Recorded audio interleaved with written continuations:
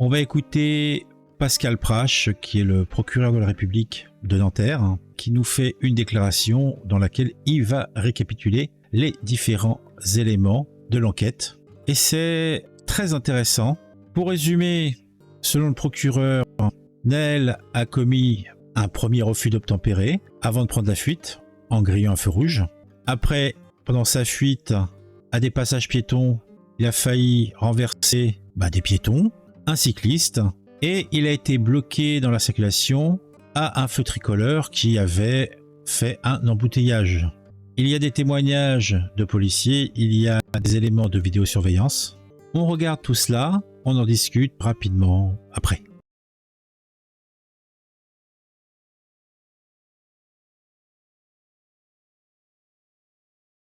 En l'état, il est possible de reconstituer au vu des éléments dont nous disposons à cette heure le déroulement des faits de ce début de matinée de la façon suivante. Après avoir pris leur service, 2 motards de la compagnie territoriale de circulation et de sécurité routière des Hauts-de-Seine, qui est un service qui dépend de la direction de l'ordre public et de la circulation de la préfecture de police de Paris, ont remarqué vers 7h55, boulevard Jacques-Germain Soufflot à Nanterre, un véhicule Mercedes classe A, modèle AMG, qui était immatriculé avec une plaque polonaise et qui circulait sur une voie de bus à vive allure en direction du quartier de la gare de Nanterre Université.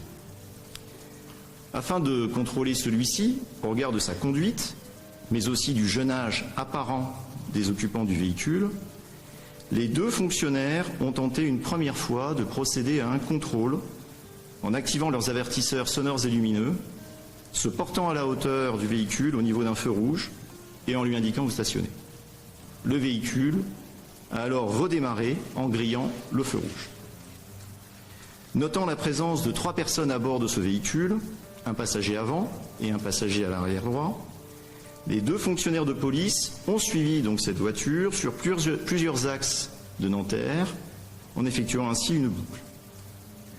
Au niveau du rond-point des droits de l'homme, le véhicule a poursuivi sa route en face, rue Pablo Neruda, puis rue des Trois Fontaneaux et boulevard de Pessaro, toujours suivi des 2 motards qui indiquent avoir de nouveau activé leurs 2 tons, avisant par radio leur progression sur les ondes de la police à 8h16. Au cours de ce périple, plusieurs éléments, dont les déclarations des policiers et les images de vidéosurveillance, permettent de constater plusieurs infractions au code de la route, notamment des traversées de passages piétons mettant en danger un piéton et un cycliste. Prenant le boulevard de la Défense, ce véhicule a été contraint de s'arrêter en raison d'un embouteillage occasionné par un feu tricolore. Mettant pied à terre, sur le côté et derrière le véhicule Mercedes, les policiers affirment avoir crié au conducteur de s'arrêter en se positionnant sur le côté gauche du véhicule. L'un au niveau de la portière du conducteur, l'autre près de l'aile avant gauche. Ils précisent dans le cadre de leurs auditions avoir tous 2 sorti leurs armes et les avoir pointées sur le conducteur pour le dissuader de redémarrer en lui demandant de couper le contact. Au moment où le véhicule a redémarré, le policier situé près de l'aile du véhicule a tiré une fois sur le conducteur. Le véhicule a poursuivi sa route, passage Arago, avant de s'encastrer dans un élément de mobilier urbain, place Nelson Mandela, à 8h19. À ce moment, le passager arrière est sorti du véhicule, a été interpellé, et le passager avant droit a pris la fuite. Le fonctionnaire auteur du tir a prodigué les premiers secours au conducteur et des renforts se sont rendus sur place, ainsi que les sapeurs-pompiers contactés à 8h21 qui effectuent des manœuvres de réanimation. Malgré ces efforts, le décès a été constaté à 9h15. Dès l'ouverture des enquêtes décidées par le parquet de Nanterre, le policier tireur a remis son arme de service, a été transporté à l'hôpital, puis conduit dans les locaux de l'IGPN pour être entendu sur les faits. Après de premières déclarations, les éléments recueillis ont conduit au placement en garde à vue du policier du chef d'homicide volontaire. Le mineur décédé était né en 2006. Il était connu des services de la justice pour des faits de refus d'obtempérer, les derniers ayant donné lieu à la présentation du mineur devant le parquet de Nanterre dimanche 25 juin en vue d'une convocation devant le tribunal pour enfants en septembre 2023.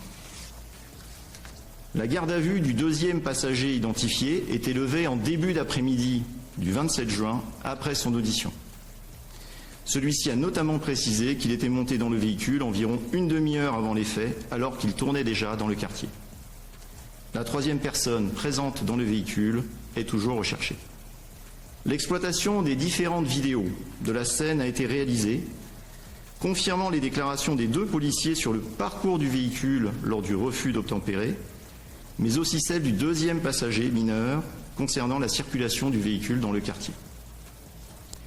Comme je l'indiquais, le policier qui a reconnu avoir tiré a donc été placé en garde à vue pour homicide volontaire. Les opérations de dépistage d'alcoolémie et de consommation de produits stupéfiants se sont avérées en l'état négatives. Au cours de ces auditions, le policier a expliqué son geste par la volonté d'éviter une nouvelle fuite du véhicule, par la dangerosité du comportement routier du conducteur, induisant chez le policier la peur que quelqu'un soit renversé, la crainte d'être percuté par le véhicule lors de son redémarrage, plus avancé ou de voir son collègue plus avancé dans l'habitacle du véhicule, blessé par le mouvement de cette voiture. Le second policier, présent lors du contrôle, a naturellement et également été entendu. Tous deux ont précisé, lors de leurs auditions, s'être sentis menacés en voyant le conducteur redémarrer, se trouvant à proximité d'un mur dans leur dos. Une confrontation a été ordonnée, notamment sur les propos tenus lors du contrôle et au regard d'une des vidéos amateurs diffusées sur les réseaux sociaux. Seule une partie des propos était reconnue par un des fonctionnaires. Les investigations techniques sur ces enregistrements ont été confiées à l'IRCGN afin de préciser leur teneur et leur hauteur. En l'état des investigations et des éléments recueillis, le parquet considère que les conditions légales d'usage de l'arme ne sont pas réunies. Par conséquent, à l'issue de sa garde à vue, le policier mis en cause pour avoir fait usage de son arme a été déféré aujourd'hui devant deux magistrats instructeurs co-saisis dans le cadre d'une ouverture d'information judiciaire du chef d'homicide volontaire.